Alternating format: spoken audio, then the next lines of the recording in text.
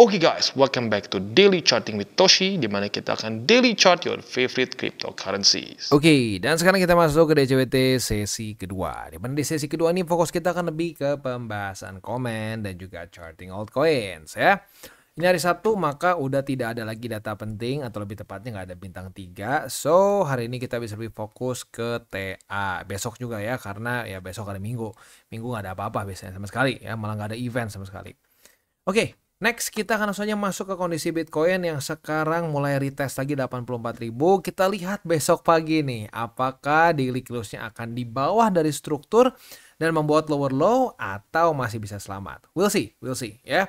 Nah, kalau di daily mulai pecah struktur, ya berarti ya harus siap ya, potensinya akan lanjut ke bawah begitu. Dan ya mungkin lagi-lagi hanya menjemput statistik BSB di weekly begitu ya.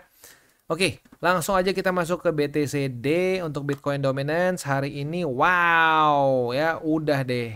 Ya tapi belum daily close sih.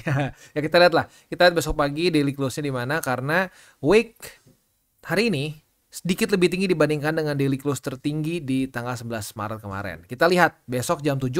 Kalau di atas dari sini ya berarti jelas ya trennya BTC kembali mendominasi lagi altcoin cryptocurrency market in general. Begitu ya. Ya tetap aja gue ingetin, please stick with 70-30 or 60-40. Jadikan BTC sebagai fondasimu ya. Oke, langsung aja kita masuk ke komen. Yang pertama dari Bro Aina ya. BTC koreksi, lainnya tersungkur, terjungkir, terbalik katanya ya.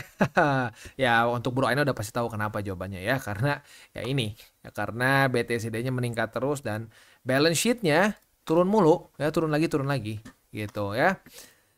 Gua pribadi wait and see, nunggu bulan depan respon market setelah the Fed ya.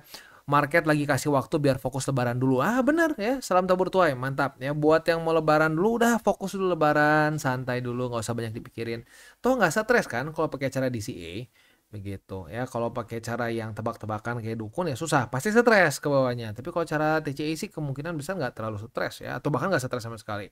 Mantap ya. Selamat menikmati ya, selamat menikmati lebaran ya. Semoga semuanya lancar, aman di jalan, nggak ada yang kena apa-apa, bisa balik lagi dan recharge ya, nanti bisa kerja lebih bagus lagi, semuanya bisa makin mantap lah ya. Dan ya tentunya kalau dari segi investingnya bisa semakin profitable.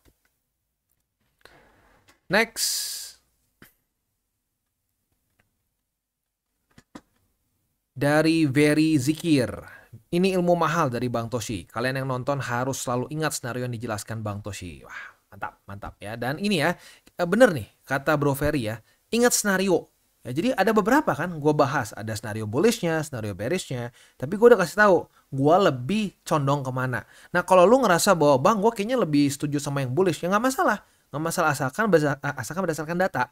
Begitu, jangan sampai kalau lu bullish ditanya kenapa, ya pokoknya bullish. Wah nggak bisa seperti itu. Ya, jadi skenario gue udah kasih tahu semua, tinggal lu pilih yang mana.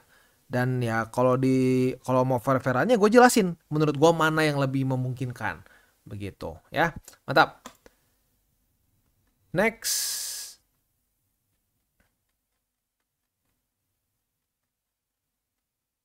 Wah, panjang juga. Oke, dari Ivan Sandi. Bang izin nanya, maksud dari staking itu apa ya dan gimana caranya? Jadi staking itu adalah kita seperti ya mendapatkan bunga lah dari kripto yang kita hold di exchanger tertentu. Begitu. Ya caranya gimana? Lo tinggal kalau ke spot ya lu klik, nanti ya biasanya ada tulisan earn ya atau semacamnya lah, di mana lo bisa mendapatkan yield, mendapatkan bunga dari kripto yang lu hold di exchanger tersebut. Nah, lu tinggal klik aja. Di situ pilihannya biasanya ada yang fix ya, di mana lu di holdnya itu ada terminnya gitu ya, berapa lama, atau yang fleksibel begitu. Kalau untuk USDT gue lebih sarankan yang fleksibel begitu, supaya pas lu mau pakai bisa lu tarik and then lu pakai buat beli kripto begitu ya. Itu kurang lebih gambarannya. Untuk caranya sih ya baik lagi kayak tadi ya, gue udah jelasin ya. Next dari Yasir Hasan. Bang Toshi, saya minta pendapatnya. Saya lihat ada token PaxG ya, Pax Gold. Nah, Pax Gold ini jadi dia ngikutin harga emas ya. Tiap tokennya dijamin dengan 1 troy ounce emas fisik. Jadi pergerakannya sesuai harga emas. Yang lain sedang merah, PaxG naik terus. Ya, karena Ya dia sebenarnya technically speaking kripto, tapi dia menggunakan kriptonya tuh bukan as a token yang dibikin sendiri untuk jadi kayak apa ya, semacam token baru untuk bikin project baru gitu. Enggak, mereka yang jadi pakainya jadi sedikit kayak ETF ya, jadi kerasnya kayak ETF tapi dengan tokenisasi begitu. Dilihat returnnya tidak sebesar BTC tapi alon-alon asal kelakon. Oh iya benar, bagus. Emas itu ya memang historically speaking memang dipakai banyak orang untuk menjadi safe haven begitu. Jadi ya bagus-bagus aja sih ya. Pertanyaannya apakah itu bisa diandalkan untuk jangka panjang mengingat PXG termasuk altcoin? Ya paling resikonya satu aja. Resikonya adalah ya kalau sampai ternyata tidak sesuai dengan janji begitu ya. Dijamin 1 troy ounce emas ya. Tahu-taunya enggak. Nah, historically speaking itu terjadi ke bank-bank yang ada begitu. Nah, banyak orang yang nggak tahu nih ya. Awalnya uang kertas itu adalah semacam kayak bond gitu loh. Bond untuk membuktikan lo punya emas di bank sekian. Di bank ini punya sekian emas begitu. Tapi orang lama-lama males ngambil lagi emasnya. Udah deh, gua transaksi, gua kasih nih bond gua. Lu kalau mau cairin emasnya silakan ke bank tersebut. Nah, itu awal sekali dari uang kertas, bukan fiat ya, uang kertas. Nah, tapi perbankan mulai nyari-nyari nih. Oh, oke. Kalau gitu caranya, udah aja gua issue bondnya lebih banyak. Begitu. Nah, dia issue lebih banyak bondnya.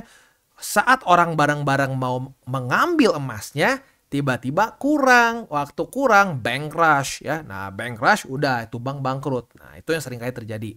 Dan historically speaking ya, masih terus terjadi sampai sekarang juga. Begitu. Jadi, resikonya itu aja. Apakah PXG dia tetap bisa nggak ya menjaga gitu si jaminannya ini? Karena ya dulu perbankan juga bilangnya, oh kita akan menjaga jaminan kita ini. Tapi pada faktanya ya lo bisa research nih lah mengenai perbankan yang ya itu nambahin sirkulasi bond yang tadi gue sebut itu di market. Waktu semuanya mau cairin tidak ada emasnya. Begitu. Nah itu aja sih ya.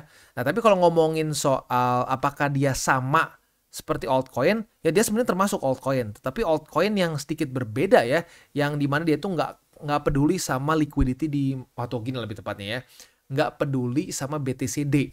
Begitu. Karena ya ini adalah altcoin yang lebih tepatnya tuh semacam seperti ETF. Begitu ya. Gitu. Ini sama seperti ETF yang di-launch oleh BlackRock di 2000 awal begitu. Nah, cuma perbedaannya ya kalau ETF yang tradisional itu semuanya centralized. Nah, di sini dia isunya dalam bentuk token begitu ya. Jadi itu aja sih resikonya ya. Next dari Ignatius Saldo. Wah, Saldo namanya nih ya, suka WD kayaknya ya. Bang, bukannya kita mau ada slowdown tapering ya?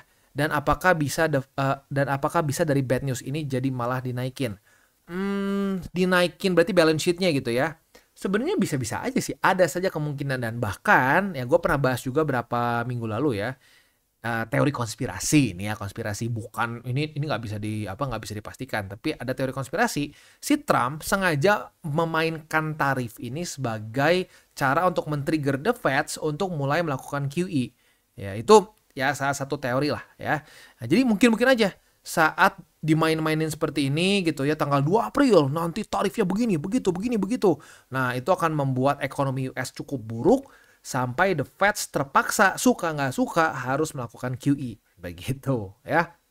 Bagus, observasi yang bagus ya. Next dari apa ini?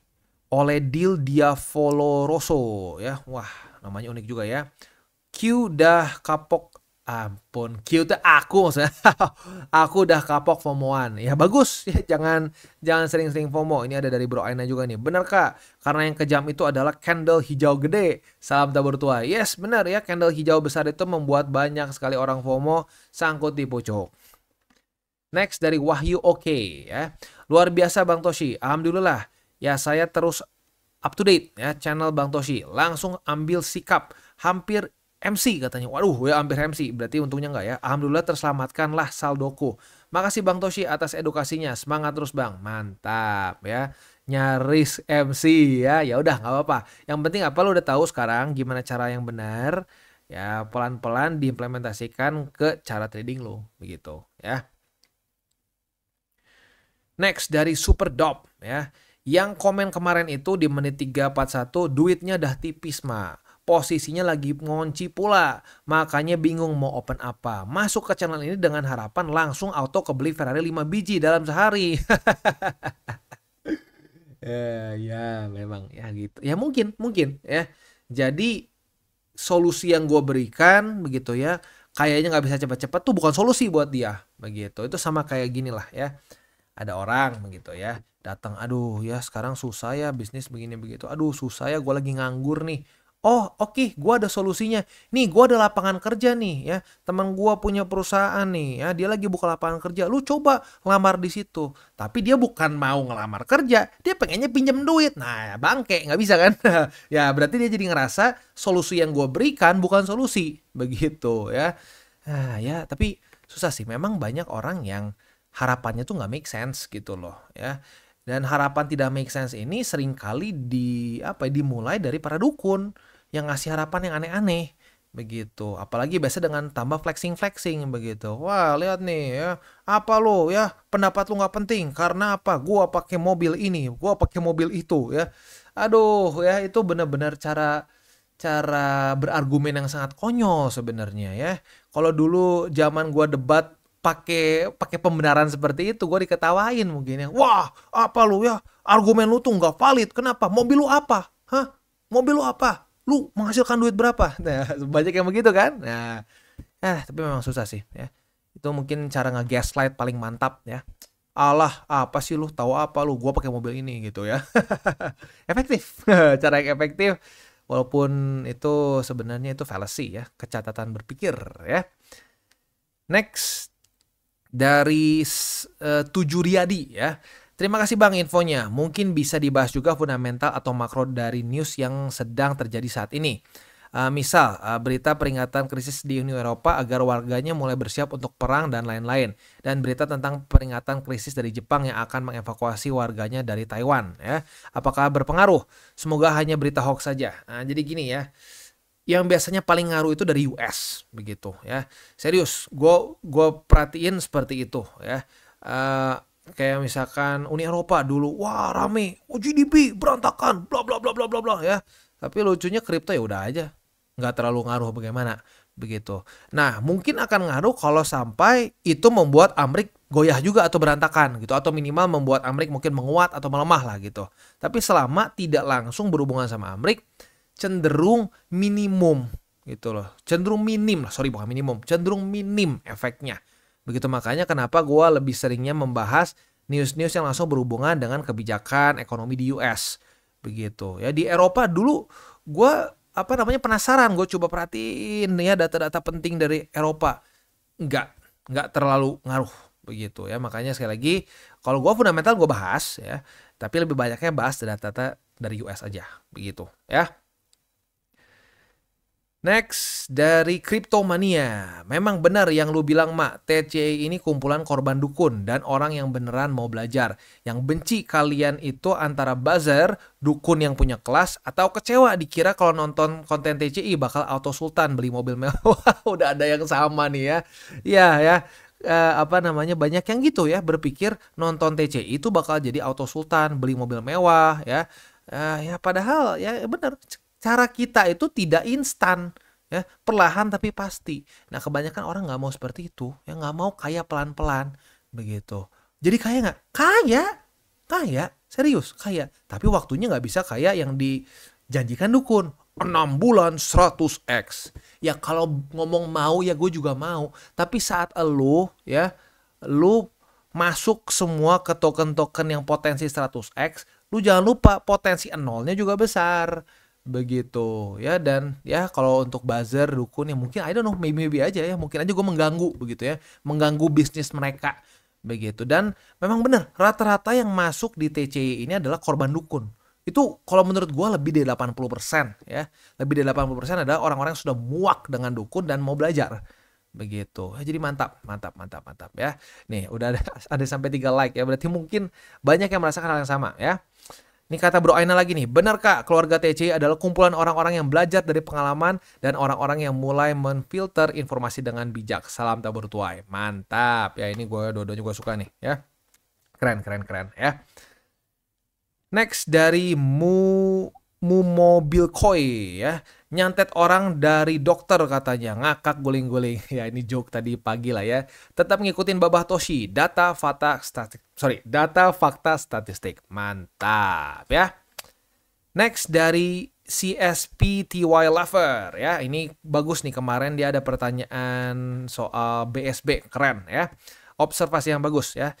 Tidak tahu benar atau salah, perlu saran DTCI.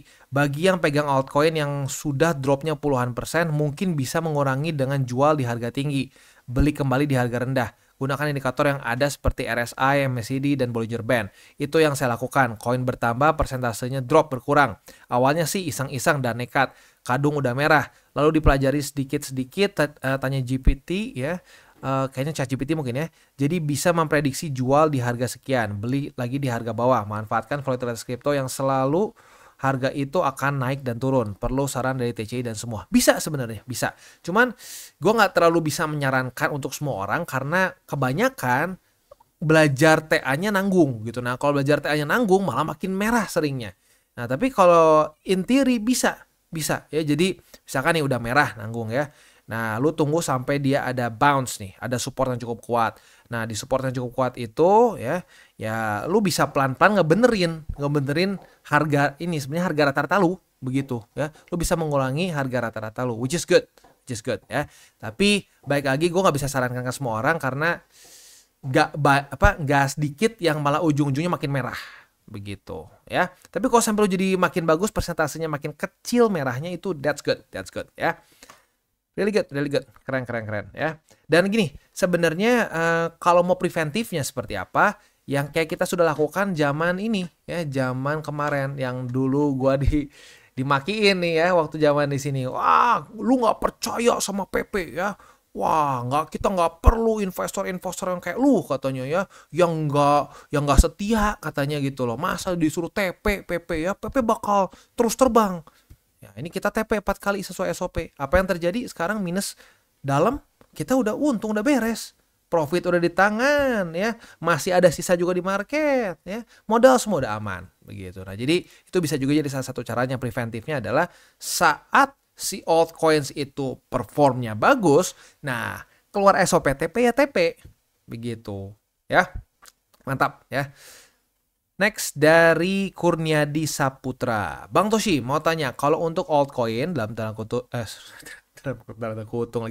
kurung ya, meme, berapa persen kerugian yang harus kita lepaskan untuk dijual pada saat harga turun? Karena kadang untuk keuntungan saya bisa batasin berapa persen keuntungannya. Hanya kalau di meme coin kadang harus beli lagi pada saat turun, menunggu naik, tapi beberapa kali malah makin rugi. Nah jadi gini sebenarnya, untuk memes ini sulit ya. Kenapa? Karena lu harus mengambil risiko lebih besar. Karena memang mereka itu pergerakannya gila gitu ya. Sekalinya minus nggak main-main, bisa 50, 60 gitu ya. Nah jadi kalau gua pribadi sih ya, untuk kerugian berapa persen, gua nggak ada patokan spesifik minus berapa. Tapi yang gua perhatikan adalah alokasi di portofolio gua secara keseluruhan. Begitu. Jadi kalau gua sih hanya maksimum 10% dari keseluruhan portofolio spot gua. Jadi kalau misalkan modal gua 100 juta nih ya. Nah, 70 kan berarti di BTC itu. Nah, 30 kan untuk alts. Nah, maksimum 10 juta untuk memes begitu ya. Dan ya kalau ngomongin memes ya, bensin utama dia cuma satu ya. Jangan percayalah sama kita komunitas kuat, bullshit ya. Itu bukan, itu cuma bullshit. Komunitas kuat itu cuma buat jadi nanti liquidity buat orang-orang yang nanti mau TP di atas begitu ya. Nah, jadi yang dibutuhkan tuh hype. Nah, kalau sampai meme itu benar-benar udah nggak ada hype-nya, ya kan lo bisa lihat tuh dari interaksi antara para holdernya sama para developernya gitu. Kalau udah nggak ada posting apapun di si meme coins itu, udah tidak ada interaksi sama sekali, udah nggak ada hype yang terbentuk, nggak ada yang masih berharap sama memes itu, ya kadang-kadang meningkat loss gitu. Ya karena nggak sedikit loh meme coins yang mati lagi di bull market begitu. Ya makanya kenapa mitigasi resikonya gue harus bilang berkali-kali, jangan kegedean alokasinya begitu ya. Mantap ya, pertanyaan yang bagus nih. Mikirin resiko dulu ya, keren. Beres, oke, itu kurang lebih untuk pembahasan komen kita pada hari ini. Selanjutnya kita masuk ke buy limit. Tetapi sebelum kita masuk ke buy limit, seperti biasa gua akan disclaimer dulu bahwa semua konten dari TCI bukanlah financial advice. Ini semua bentuknya adalah edukasi. Lalu bagaimana cara untuk mendukung TCI? Ada banyak caranya. Lu bisa like our video, bisa share our video, atau juga bisa menggunakan link referral kita di bawah. Nah, sekarang kita akan dengar dulu pesan-pesan dari sponsor kita pada hari ini. Oke, today's video is brought to you by Gate.io. Dan seperti kita bisa lihat di sini, lagi-lagi di Gate.io masih sangat penuh dengan event-event. Salah satunya adalah launch pool party yang sedang berjalan ya. Nah, di sini yang keren adalah apa? Ada dua jenis ya untuk lo bisa mendapatkan launch pool si party ini. Yang pertama, lu bisa dengan menggunakan USDT. Nah, ini enak nih. Kenapa? Karena rata-rata orang punya USDT. Jadi buat lu yang mungkin para pengguna Gate.io bisa langsung gunakan USDT lu di sini karena basically nggak ada resiko sama sekali ya. Lu tinggal stakingkan saja USDT lu and then lu bisa mendapatkan token party ini ya. Nah, buat lu yang punya si token party juga itu bisa ya, dan biasanya poolnya lebih besar pembagiannya kalau lu yang menggunakan si token partinya itu sendiri ya. Jadi bisa untuk dua-duanya ya. Nah, selain dari event launch pool ini juga, party ini kan memang sedang mau listing ya. Nah, jadi mereka juga ada event deposit and trade di mana lo bisa share sampai 20.000 USD dalam bentuk party token ya. Nah, ini berlangsung mulai dari tanggal 25 Maret sebenarnya ya. Nah, tapi untuk launch poolnya masih terus berjalan. Dan yang pertama di sini untuk yang event deposit untuk bisa share 5.000 USD party rewards ya. Nah, jadi di sini akan secara random bagi user yang mendeposit at least 10 party secara random akan bisa mendapatkan 1 sampai $50 worth of party. Begitu ya. Nah, selanjutnya di sini cara untuk depositnya ya seperti biasa sih ya, tinggal login ke Gate account lo, klik assets, funds management, lalu deposit on chain. Begitu. Nah, setelah lo masukin, lo bisa random mendapatkan $1 sampai $50 worth of party token ya.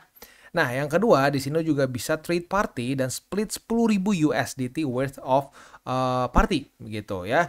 Nah, jadi kalau lu trade nggak kurang dari 100 USD ya, maka lu akan bisa mendapatkan pembagiannya. Nah, semakin besar volumenya, maka lu akan semakin tinggi rankingnya. Nah, makin tinggi rankingnya, makin besar juga pembagian dari price pool 10.000 USD ini gitu ya. Dan yang ketiga, ini untuk community new user eksklusif ya, di mana lu men-share 5.000 USD worth of party ya. Nah, di sini lu tinggal deposit at least 10 USD seperti yang tadi, lu bisa split 5.000 USD untuk keseluruhannya ya. Oke, itu kurang lebih untuk event yang sedang berjalan di Gate.io. Buat lo yang belum punya akun di Gate.io, boleh pertimbangkan untuk menggunakan link referral kita di bawah dan mulai trade di Gate.io. Oke, kita masuk ke SUI ya, atau SUI ya. Untuk SUI, kita sudah bahas kemarin buat yang konservatif kan tutup duluan di jam setengah 8 ya. Ya, setengah 8 ya. Jadi buat lo yang tutup di setengah 8 malam, coba kita cek ya, setengah 8 malam itu berarti di sini ya. Profit ya, sama-sama profit lah ya, cuman sedikit lebih kecil dibandingkan dengan yang agresif ya. Nah, jadi buat yang agresif, lo profitnya itu sampai mentok ke sini, ke struktur ya. Nah, jadi kan kita sudah bahas MA50 ya, dapat posisi short. Nah, posisi shortnya ini target TP-nya di angka 2,482 ya buat yang agresif. Nah, buat yang agresif berarti profitnya berapa persen? Coba kita cek. Wow, 10,25%. Ini kemarin ngedamnya berapa ya? Gila ya. Nah, ini dia. Alts kadang-kadang suka begini ya. Kalau ngepam gila, ngedam gila. Begitu. Nah, makanya banyak yang stres kalau kena di pucuk ya. Nah, untuk posisi futuresnya, ini kita juga udah dapat posisi long nih. Nah, cuman posisi longnya juga minus lagi nih sekarang ya. Retest 1, retest 2 sudah terjadi di angka 2,4826. Ya, kita lihat ya besok ya. Besok daily close di mana? Kalau daily close-nya di bawah dari 2,4826 ya sudah berarti cut loss ya. Tapi kalau enggak ya bisa dipertahankan posisi longnya ya. Nah, target TP boleh pertimbangkan di MA50 atau kalau lu mau sedikit lebih konservatif ya sebenarnya bisa di sini deh ya. Bisa di sini di angka 2,669 gitu ya. Oke, itu kurang lebih untuk setup di futuresnya ya. Untuk di spotnya 2,4826, MA20 dan 2,3107 ya. Next kita masuk ke BNB. Untuk BNB nggak ada setup futures ya karena jebol langsung. Jadi langsung aja ke spot. Untuk spot ada di EMA 20 udah kena retest, lalu 568,716 dan 550,022. Next kita masuk ke Solana. Untuk Solana kita bisa lihat di sini ini jebol ya, jebol. Jadi buat yang agresif sayangnya cut loss, yang konservatif udah TP di tanggal 27 Maret ya. Nah, jadi ya makanya sekali lagi gue bilang ya, agresif dan konservatif itu bukan masalah lu pengen profit berapa, tapi lu risk tolerance sebesar apa gitu. Kalau risk tolerance besar ya silakan agresif. Kalau nggak besar jangan sok-sok agresif. Nanti kalau udah minus gede sakit perut gitu ya. Nah, untuk posisi spotnya ada di angka 121,169 dan 119,600 ya. Oke, itu kurang lebih untuk setup di DCWT sesi kedua ini. Sebelum kita tutup, gue seperti biasa nggak akan pernah bosan untuk mengingatkan 3 golden rules.